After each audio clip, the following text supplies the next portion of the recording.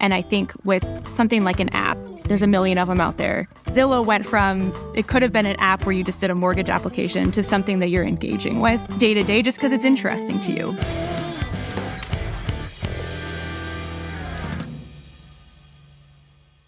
What's going on, Liz? Hi, Joel. Nice to meet you. I love your last name. Your last name is the city I live in, so I assume that your family built the city. There's a city? There's a Cunningham city? I live in Cunningham, Tennessee, my friend. That's where I'm calling from right now. Yeah. No way. I need to go there. Well, there's a lot of farmland. That's what you'll see. But we're only about an hour away from Nashville, so there's some fun stuff to do. Nice. Very nice. Yeah. And so you're out in Dallas? Mm-hmm. Yeah, based in Dallas right now. So were you born and raised in Dallas or no? No, I'm a San Diegan, true and true. Okay. All right. How did you make your way out to Dallas? With AMN, actually. I've been with AMN for almost 11 years coming up. So I've, moved around. So I'm out here for AMN. We used to have our headquarters in San Diego. So it was a nice transition. Did you start in digital transformation, technology leadership there, or did you work your way up over the 11 years? Yeah. So it was funny. I was, kind of prepping for our conversation, and one of the things I was a little nervous about was, hey, I'm kind of a tech fraud. Well, not really a fraud, but I'm not a technologist by nature. I actually am a sociologist out of college and got into AMN in marketing. Kind of got my foot in the door. So I came out of college during the recession. So there wasn't like a lot of stuff available, right? I worked for my dad for a couple of years and then in a nonprofit for a little bit. And I just wanted to get my foot in the door with a big company. So I started as like a low-level marketing specialist about 11 years ago and have just kind of worked my way into operations and then from operations into technology and then from technology, into kind of the digital transformation space. So not necessarily a straight path one way, but a crooked path that got me to where I wanted to be eventually. I love it. It's almost always that way, right? And I'm curious to know, all right, so you join low-level marketing, you end up making your way to the top of the technology side of the business. Obviously, you had to figure out, and you have a professional background in sociology, so understanding people. How did applying that, or how did you go about building relationships and becoming useful to people and identifying these opportunities so you could make your way up? Yeah, I think it's interesting that you said becoming useful, because that's what I would say. It's funny. I feel like sometimes, people think that you always just deserve a seat at the table, right? Because you have a certain title, a certain role, you just get a seat at the table. And I look at it a little differently of, if you provide value and use to internal stakeholders, they invite you and they want you in the conversation. So, when I started, I really just started diving in where help was needed most and where the biggest problems were. Was always curious, always asking, hey, can you show me this? Or, hey, I heard you have this problem. Can you sit me down? Show me what you're doing, sitting with a recruiter or someone in finance or someone in operations and just understanding. So I think just gaining knowledge and being useful just kind of kept me growing. And then, I know it's a little bit of cliche, but you say, get your internal board of directors. I just made a really good network of leaders around AMN that were interested in my career growth and gave me opportunities that probably wouldn't get if I was applying for them externally. And I was able to take them and run with them and just continue to grow that way. So, you just got to add value and learn. And are you currently leading a team? Yeah, I have about, right now, about 150 people on my team. And we span across product management, product development, UX, digital marketing, and actually kind of customer support, customer experience also falls underneath there. So we really kind of have a good handle on making sure we've got a seamless digital experience from anywhere from, support with an issue to finding a job, to contacting a recruiter is all kind of under one roof with my team right now. Oh, that's interesting. So you're handling the entire life cycle of the customer's digital experience interaction with AMN Healthcare. Yep.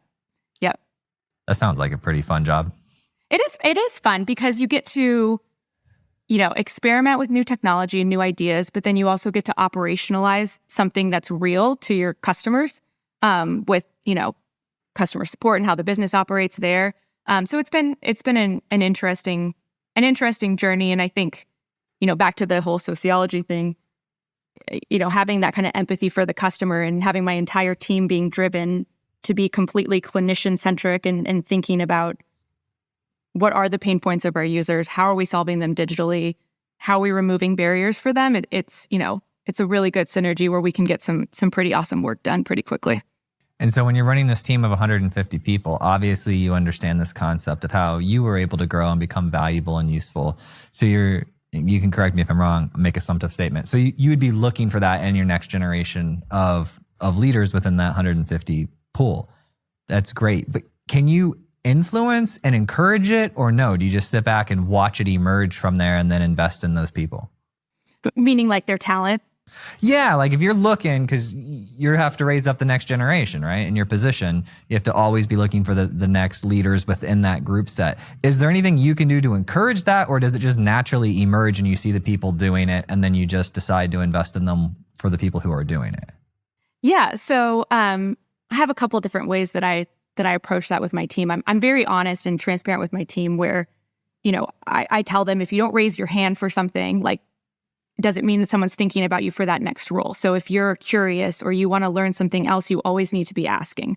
So first, I kind of put a little bit of onus on them to raise their hand when they're bored, when they want to do something else. I always tell them, if there's one day that you wake up and you're bored and you're watching the clock, call me immediately because I will give you something else to do. So there's kind of that drive that I'm trying to push on them.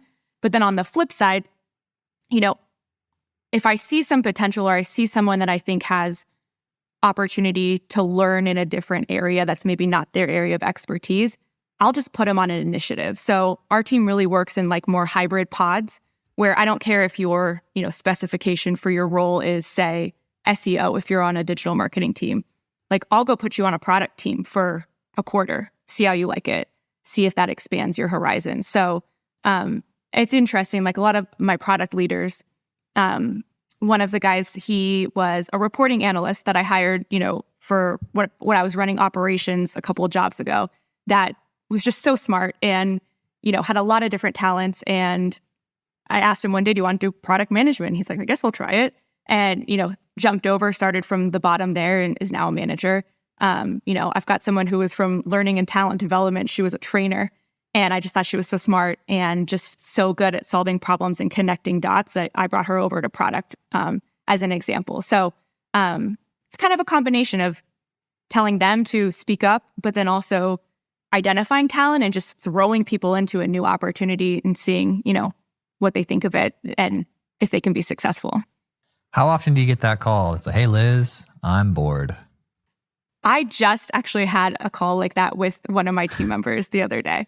And he was raising his hand for another job.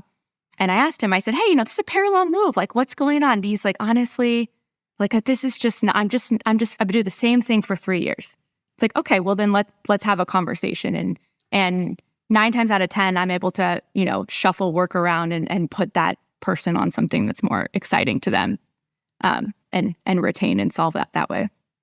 So do you see that a lot? Do you see people getting bored with the repetitive nature of the work? Not with our company so much. There's always, a million different projects and investments that we're making in the tech space that there's always something new to work on. I think where I see it is, I feel like around that 2-year mark when someone's in a role, they start to get an itch if it's the same thing that they're doing every day. And I feel like that's the part where you have to be kind of most cognizant about what's going on. Even when we do like engagement surveys across the company, right? I can typically see where there's a red spot in my engagement and it's someone that's been in their role for about 2 or 3 years that has a kind of a growth acumen. So yeah, I do actually see that around that time frame, but I'm usually able to give them something more exciting without even having to do a job change or, a new role or move to a different department sometimes. Just changing up their day-to-day monotony, I find, helps increase that retention and engagement with them. I want to talk a little bit about the product and technology. Yeah. So you said you're always trying to make the digital experience for the customer better, but like, who is the customer? Is it physicians or individuals that are logging in through portals to book meetings? Like, what exactly do you guys build? Yeah. So for AMN Healthcare, we have two sides of customers, right? We have customers that are clients are healthcare or health systems. But then we also have customers that are healthcare professionals. So in this context, when I'm talking about the digital experience, I'm talking about our healthcare professionals, which can, range from a physician to an allied professional, like an occupational therapist, speech language pathologist, to, nurses. So that whole spectrum of healthcare professionals is really our target of who we're trying to create a better experience for when it comes to, workforce management and finding a job. Okay, so that's the general idea of AMN Healthcare, to help place these individuals. Yeah, I mean, holistically, we're a workforce technology company that also has a staffing component. So we have the people kind of curation and engagement component, but then we also provide clients with workforce technology solutions to help them optimize their workforce, whether it be contingent, permanent, per diem, et cetera. So things like vendor management solutions, things like AMN Passport, which is our self-service app for our clinicians, scheduling solutions, et cetera. So just helping them manage the workforce so that they can focus on, the patient care and the outcomes is really kind of our value proposition when it comes to working with our clients. Okay, so I'll give you some background on me. So my brother is a family doctor, and so he's down in Florida, and he's got patients that range from small children all the way up to the elderly. And then my stepmom is she owns a clinic. They have about 10 doctors. They're more like a specialty cash pay, live your best peak of health type situation. And they have a staff, I think about like 40.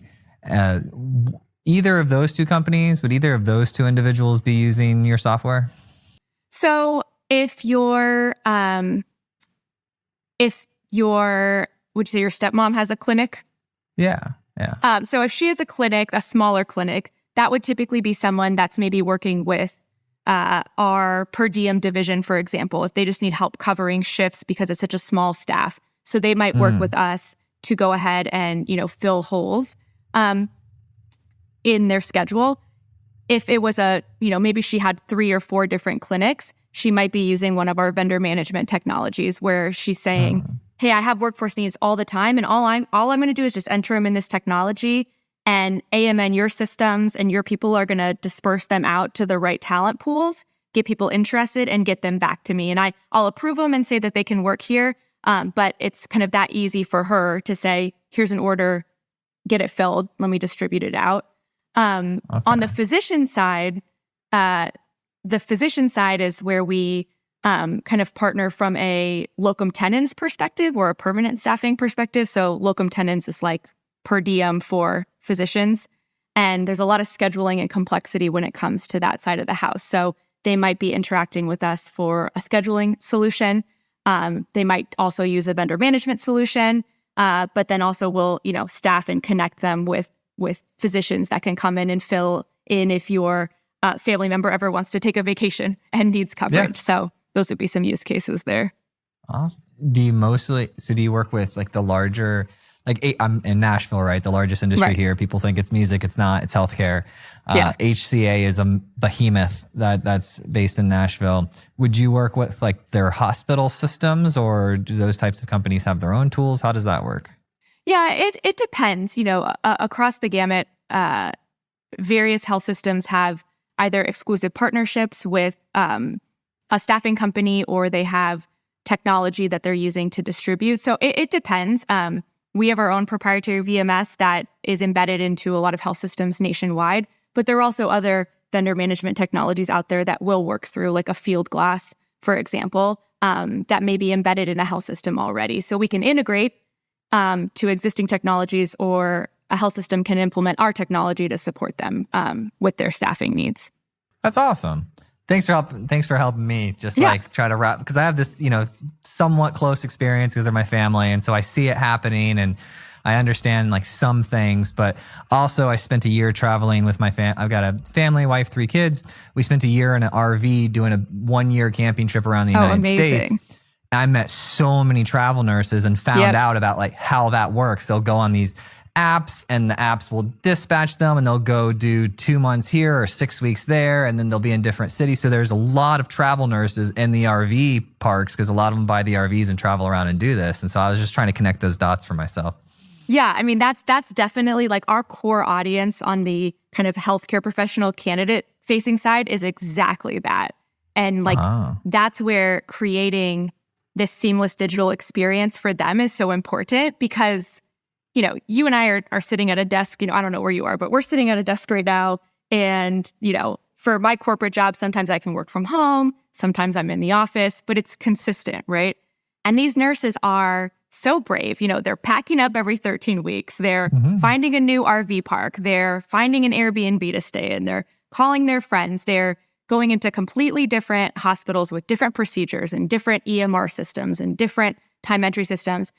And that's a lot. Like changing a job one time every couple of years is a lot, but doing that every 13 weeks and learning all those new things puts a lot of pressure on those clinicians. So my goal and AMN's goal is to try to create everything around that abnormality every 13 weeks with something that feels very normal and very seamless for them as it relates to, you know, interacting with an app, finding jobs, talking to your recruiter, getting paid, learning about the next opportunity. So, I mean, that's really our target audience is your fellow RV parkers. Yeah. We were working with this company. I can't remember their name. They're a medical company like you guys. And they had this, so we do our show, like we do my show, but we make like 20 other shows for enterprises, right? It's like Microsoft or whatever. They'll come to us and say, hey, we want a show.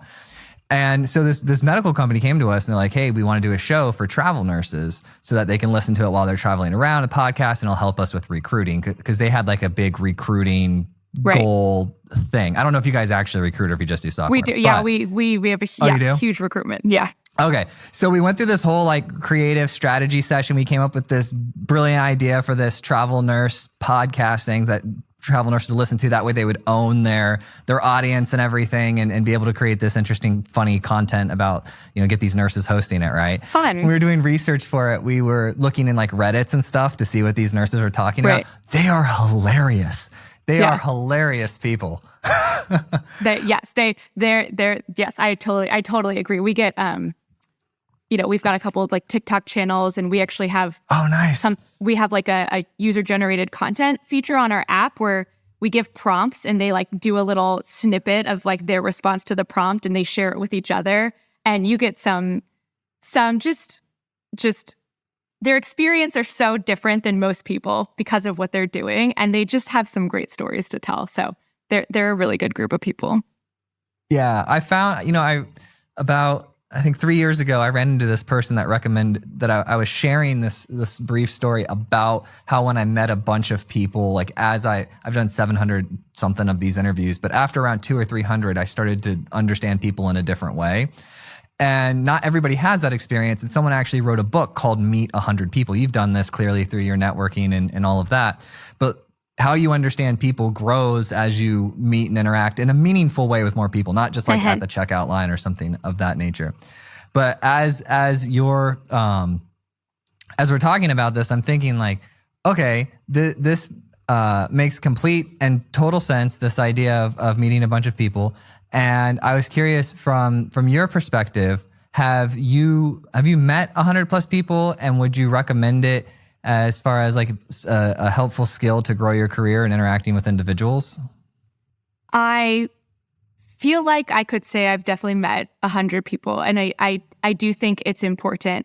It's interesting. Like I'm very extroverted by nature, but networking is something that's always been uncomfortable to me. Like networking in the sense of you go to a network event, right? And it's something that I've had to almost force myself to get used to.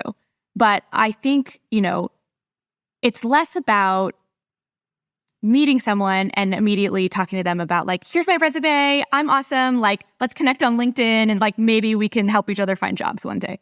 I think it's less about that. I think it's more about, just genuine connections and talking to people. Like I've met some amazing people by just, sitting at myself at a bar and talking to the person next to me and finding out what they do and just, learning about them, who they are, or even, going on a walk, I'm always someone that like waves or says hi to people. I know it doesn't make everyone super uncomfortable. I think I got that from my dad.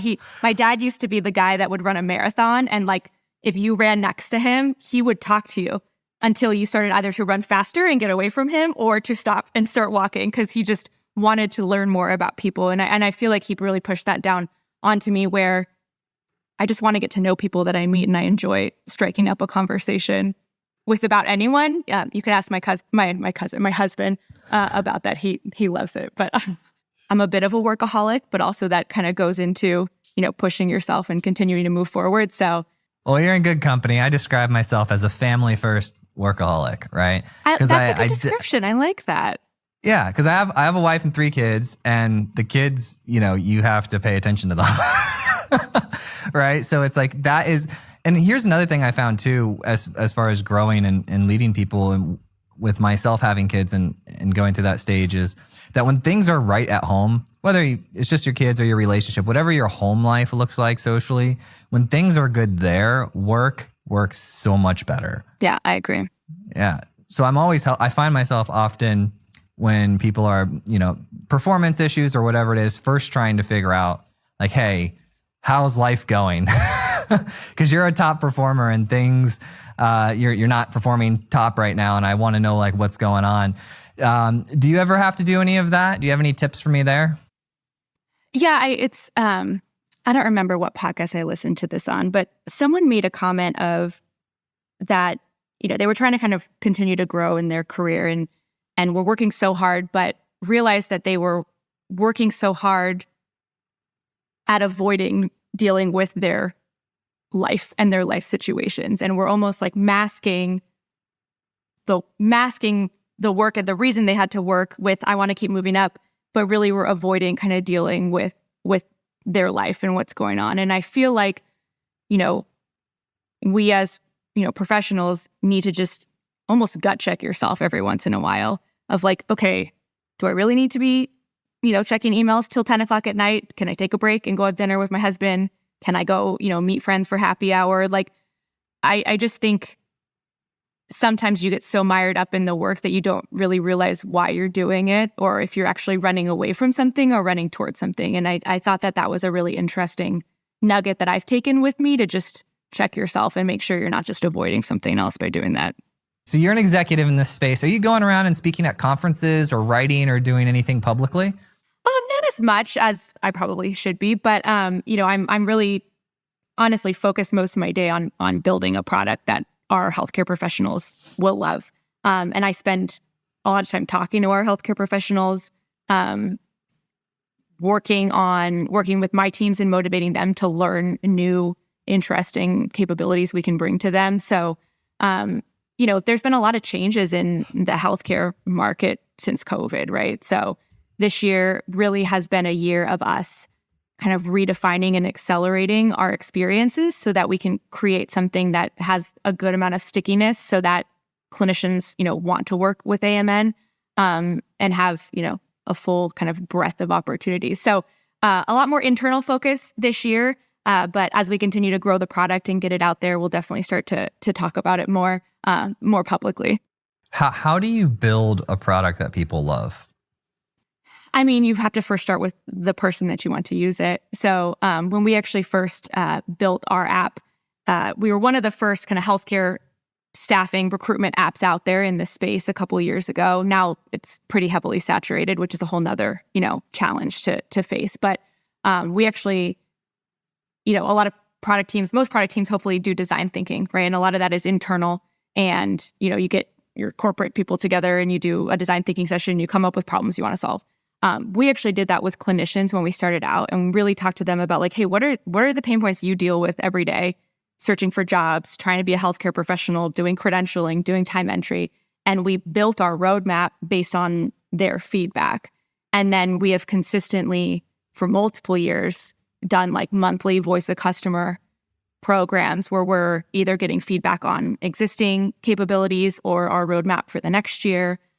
So that clinician feedback is our number one priority. Like, making sure that is aligned is the most important thing. And I think that's why our app's been successful. I mean, we have one of the highest app store ratings out there and with the most reviews, and clinicians love our app.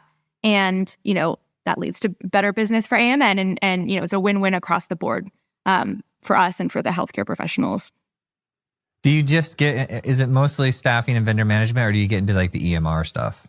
We don't do like EMR implementations or manage sort of any sort of like EMRs, but we do interact with EMRs when it comes to like integrating with data. So whether we're leveraging EMR data to help with predictive analytics or predictive scheduling based on, procedures we're seeing, things like that. So it's more about leveraging the data for, predictive workforce needs, but less about the EMR technology itself from a, AMN scope perspective. Interesting. I hope that industry consolidates and creates better products and then makes it easier. Yeah.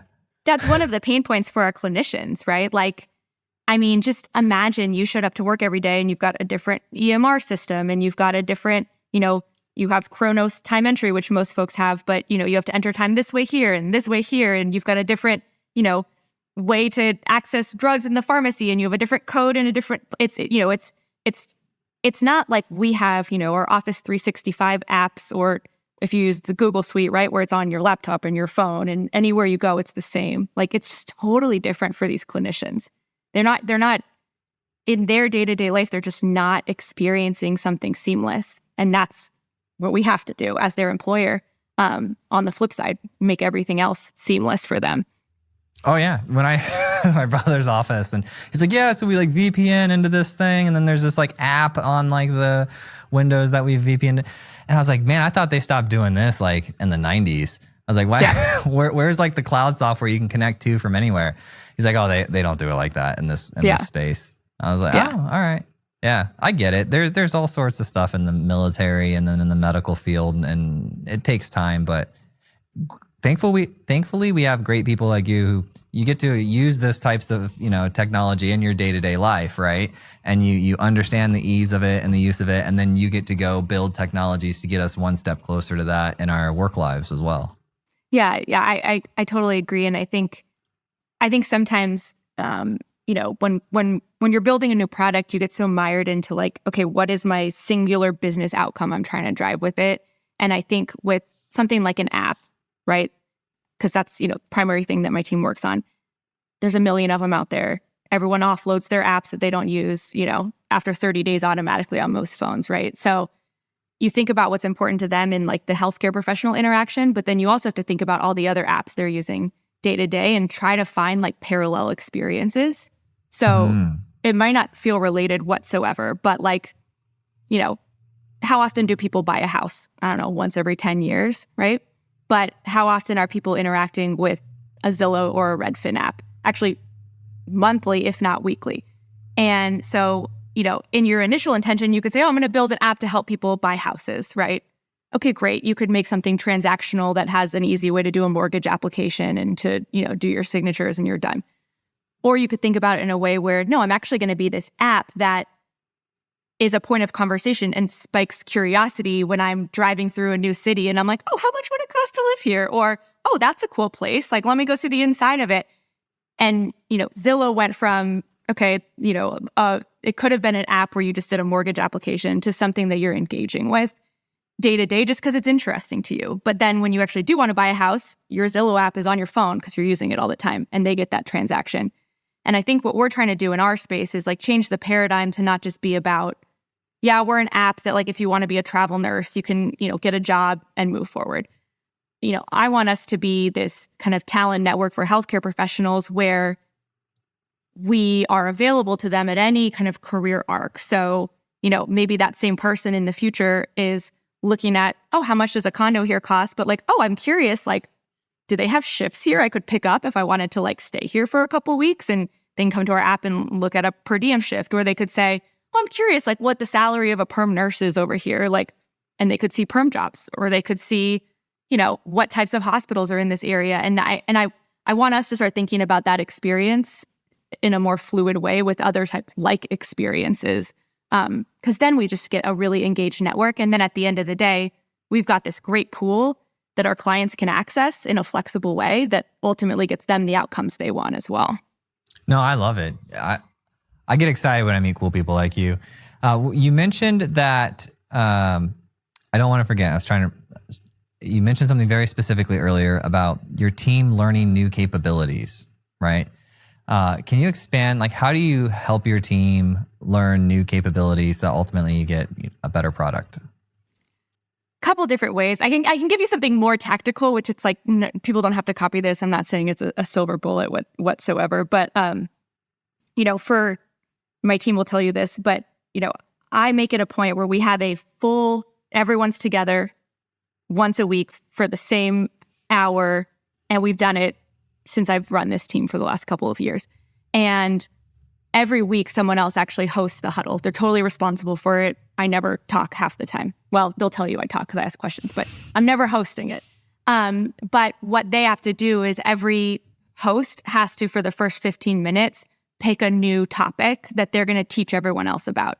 So we force each other to learn something. So they'll pick a topic in technology and they'll teach the broader group about it. So sometimes it might be a capability on one of our platforms. Like the other week, someone presented on one of our CDP or omni-channel platforms actually has some embedded AI conversational AI where based on the demographic of the person that we're talking to, we can change the tone to be talk to them like a Gen Z or talk to them like a Gen X. And it just changes, the entire messaging and uses nomenclature that's more, applicable to whatever generation. So, and that's just a little nugget. And it got everyone thinking about, okay, how can I use that in digital marketing? How can I use that here? So, so we teach each other.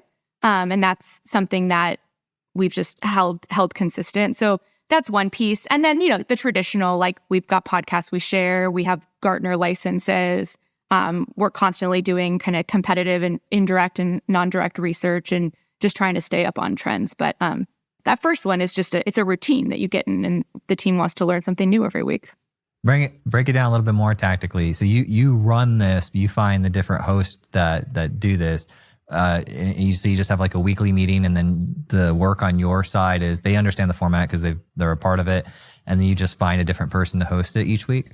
So every year we reset how we're going to run it. But so this is how we're running it this year. But literally in December last year, we create a calendar for the entire year of who's hosting every week. And based on our engagement survey scores, and what feedback is, we'll adjust what's in the meeting. So this year was all about learning something new.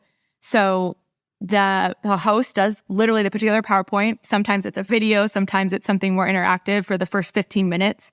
And then we just do round robin updates. So we've got, a running live notebook where everyone just talks about what's one thing you accomplished this week, what's a risk that you want to bring up, and then what's your primary focus for the week. So each kind of department goes around. And then the last 15 minutes, that host spends reintroducing the next host. So what we love about it is because, we're a big team and we're spread out, it kind of forces people to get to know someone. So, maybe Joel, I met you one time in a meeting for 15 minutes and I haven't talked to you for 6 months.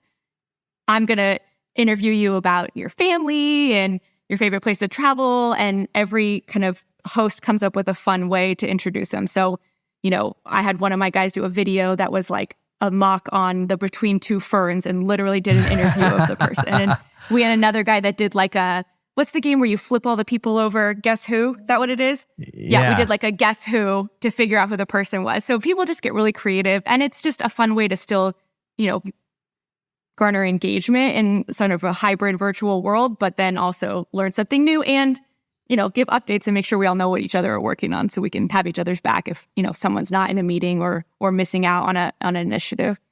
That is awesome. It sounds like you guys have a lot of fun over there. We do. I love my team. I can't speak more highly of them. It's a great group of people. Well, this is a great point for a call to action. If technologists out there interested in joining your team, we've got people that design, technology, product, the whole spectrum listen to the show. Are you hiring currently? And if so, where should they go to learn more? Yeah, at amnhealthcare.com/careers. Always have our different, opportunities on there, and, feel free to reach out to me on LinkedIn. It's not a fake call to action. Please, message me, send me something that you're interested in. We're always looking at contractors too for some projects that we're standing up. So always have opportunity to think about, ways to get involved with AMN and some of our technology products. That's amazing. How are you guys currently using, look, the Chat GPT thing exploded earlier this year. It's on everybody's radar. Have you implemented anything in any production stuff, or are you running any experiments currently with it? Yeah, so we are, we have launched actually quite a few things into production. And I think they're the less fun things. We do have some fun things around conversational AI and chatbots. And we've got, job matches where they take preferences from clinicians and we send you jobs that, you would like based on your preferences or maybe future preferences. But I think one of the more nerdy healthcare things that we've been doing are around credentialing. So, I think the things that's we keep talking about all these different things a clinician has to do to start an assignment. And one of the things they have to do is actually get credentialed at every single hospital they go work at. So similar to your, family member, if he went to work at a different hospital, he'd have to get privileged there to work, which basically every time is a verification of all your nursing licenses. You do, a drug screen, you get a TB test, you prove all your vaccinations, you show all your case logs. And it's a very, very manual, very, costly expense for clients and for AMN.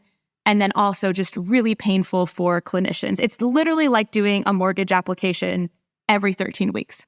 So what we've been trying to do is leverage AI to better read documents and read index and then actually verify documents. So anything from identity verification to licensure to, creating something that will read a vaccine card with any doctor's handwritten scribble on it and say, yes, this is what it is. And you have, these 2 vaccines and you're good to go, to really just try to make it easier for the clinician and then reduce the overhead on our side to have to manually go through that. So that's, less sexy because it's, document verification, but it actually has been a really useful tool for us to create efficiencies across the board for clients, clinicians, and AMN internal.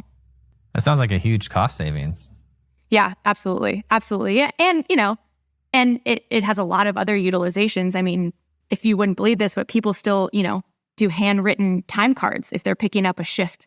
So, maybe we don't have to have someone interpret that anymore. We can just leverage different technology to read the time card and pump it into a system versus someone keying it in and, reducing some of those errors too. So lots of opportunity where there's a lot of still handwriting happening in the medical space that you maybe think was solved by every EMR out there. But there's still a lot of that helps us, just be more efficient.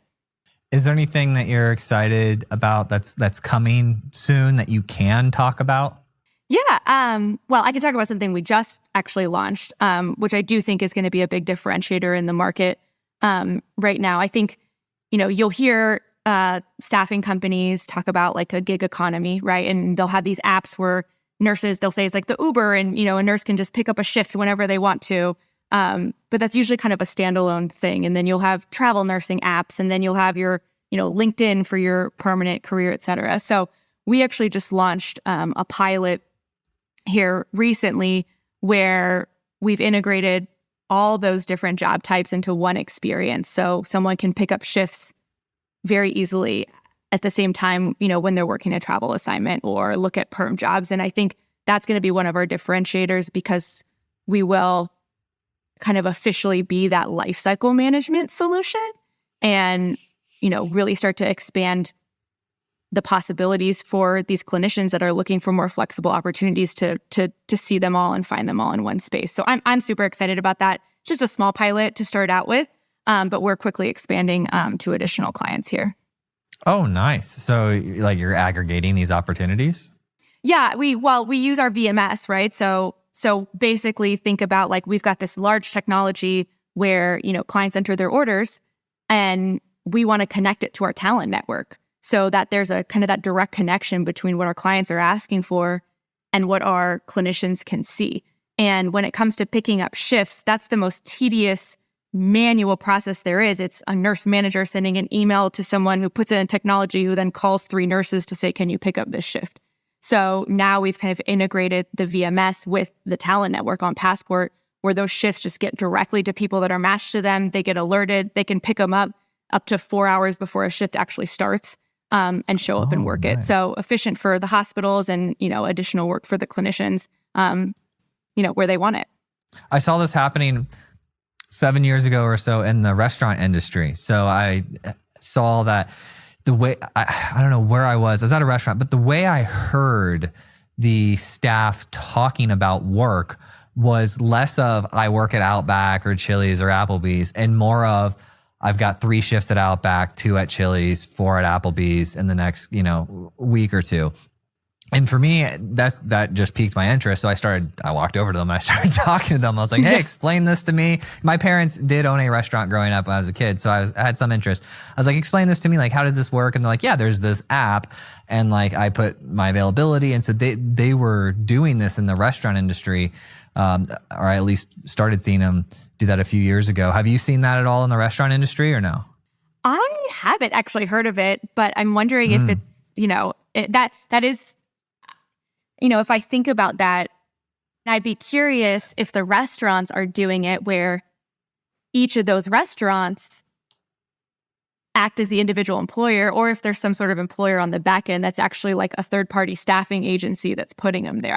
I'm going to look it up after this. I'm going to go look it up because it's a great parallel use case. So I'm going to educate myself after this on that.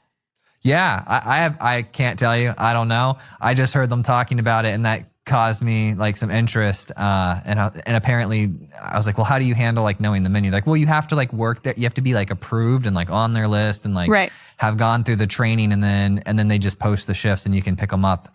Because if everybody is like posting their shifts individually and there's just one platform that they happen to all be using because they're using the same POS management platform, then from the perspective of the employee, they can just pick and choose across what they want to do, which I think is really interesting that it went that way. Yeah, I mean it's a great parallel. I mean that's our goal for our clinicians, right? Is the value prop to them is it's a one-stop shop, and then the value prop to the client is that you access this network.